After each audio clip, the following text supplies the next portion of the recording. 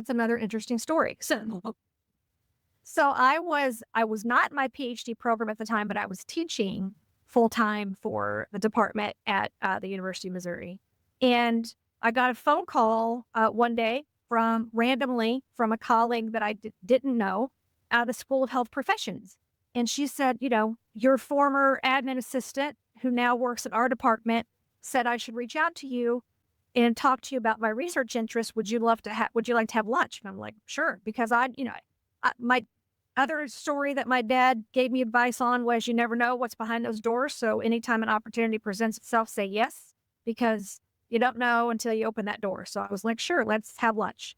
Worst thing that it comes out of it is that I got a lunch and there was nothing else, right? So when I met her, she had been on a curriculum committee for our undergraduate curriculum and saw our department and didn't know that we existed as a department, which often happens with most of other peer institutions.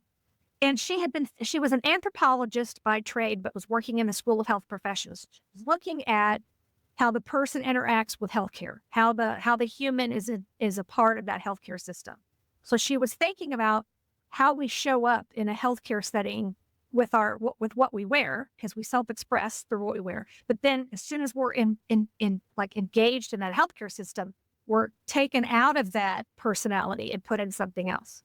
So we started brainstorming, really kind of connected, like as a good peer to peer connection, and decided we were going to do this research on RFID, radio frequency identification device tracking for people who have dementia and people along the autism spectrum, because they have a tendency to wander, and there's a higher rate of drowning among people with autism. They're, for whatever reason, attracted to bodies of water, so their rates of drowning are higher because they'll fall into the water or whatever. So we were thinking, oh, this would be a great solution to a problem that parents and caregivers have.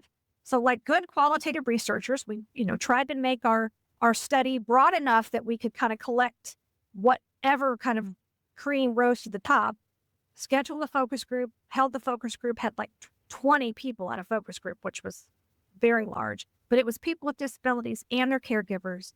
And we're pitching them, our idea basically, and asking them about RFID technology. And they're very quiet, kind of, hesitant. And then finally, one of the participants said, your idea is great, but I can't even find a pair of pants that I can wear to work.